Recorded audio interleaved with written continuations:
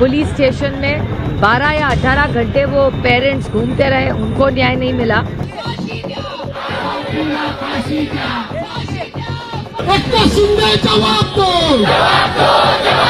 जो मेरी सिक्योरिटी है, मैंने उनको विनती की है कि आपके पुलिस फोर्स कम हो तो प्लीज मेरी आप सिक्योरिटी निकाल लीजिए, लेकिन ये जो घटना हमारे बच्चियों के साथ हो रही है वो होनी नहीं चाहिए। कोलकाता में महिला डॉक्टर के साथ रेप और मर्डर की घटना ने जहां देश को दहला कर रख दिया था, तो वहीं महाराष्ट्र के बदलापुर में भी हैवानियत की सारी हदें पार हो गई, जहां 2 मासूम बच्चियों के साथ स्कूल के बाथरूम में यौन शोषण किया गया। इस घटना के सामने आने के बाद से ही देश में फिर बवाल मच गया। हर तरफ विरोध प्रदर्शन किए जा रहे हैं, लोग पटरियों पर उतर आए हैं। इस विरोध प्रदर्शन ने व्यापक रूप ले लिया है। इस बीच एनसीपी एससीपी नेता सुप्रिया सुले ने बदलापुर घटना को लेकर महाराष्ट्र सरकार के खिलाफ पार्टी कार्यकर्ताओं के साथ मिलकर विरोध प्रदर्शन किया है।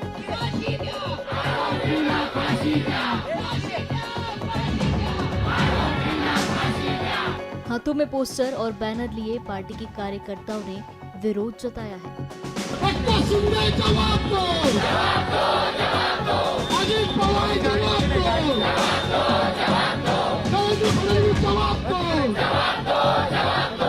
इस विरोध प्रदर्शन में आरोपी की फांसी के लिए नारे लगाए गए।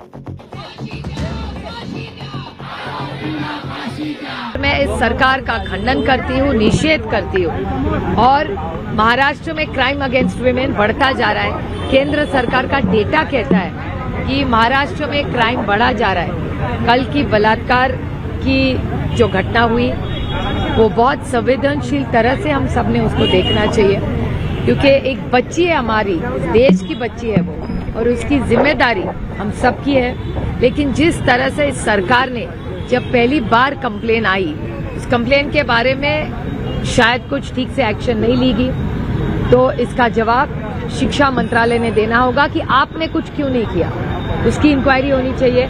पुलिस स्टेशन में 12 या 18 घंटे वो पेरेंट्स घूमते रहे, उनको न्याय नहीं मिला, और उसके बाद जो स्कूल का मैनेजमेंट है, उस स्कूल मैनेजमेंट ने इस पे एक्शन क्यों नहीं ली। तो ये बहुत गंभीर मामला है और ये एक ही बच्ची नहीं है, बहुत सारी बच्चियां ऐसी स्कूल में हैं।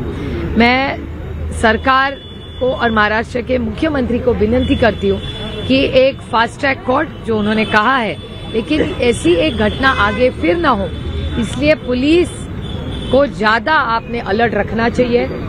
और ऊपर से जो मेरी सिक्योरिटी है, मैंने उनको विनती की है कि आपके पुलिस फोर्स कम हो तो प्लीज मेरी आप सिक्योरिटी निकाल लीजिए, लेकिन ये जो घटना हमारे बच्चियों के साथ हो रही है वो होनी नहीं चाहिए। आपकी जब सरकार थी तब सख्ती कानून आया था, उसको लेकर कुछ सच्चाई नहीं है। और मैंने मांग की है सरकार को कि जब हमारी महाविकास आघाड़ी की सरकार थी तो शक्ति कायदा हमने लाया था, उसके बारे में सरकार ने कुछ किया नहीं है, क्योंकि यह सरकार सिर्फ कुर्सी बचाने में इतनी व्यस्त है और कुर्सी बचाने के लिए वो कुछ भी कॉम्प्रोमाइज करने के लिए तैयार है। उसके लिए घर फोड़िए, इनकम टैक्स, सीबीआई, ईडी लगाइए।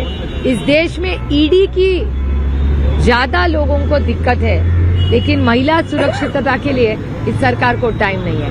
ये ईडी के डरा सकते हैं, लेकिन आप सोचिए ईडी के लिए सब घर तोड़ के, पार्टी तोड़ के सरकार बनाई जा सकती है, लेकिन एक बलात्कारी को डर रहा नहीं इस देश में। ये बहुत चिंता की बात है। गृह मंत्री ने इस पूरे मामले की नैतिक जिम्मेदारी लेते हुए बिल्कुल, एक इतनी सारी घटना हुई है और इस राज्य के गृह मंत्री जो दिल्ली में ज्यादा और मुंबई में कम रहते हैं, उनको जवाब देना पड़ेगा और मेरे ख्याल से नैतिक थे उन्होंने रेजिग्नेशन देना चाहिए।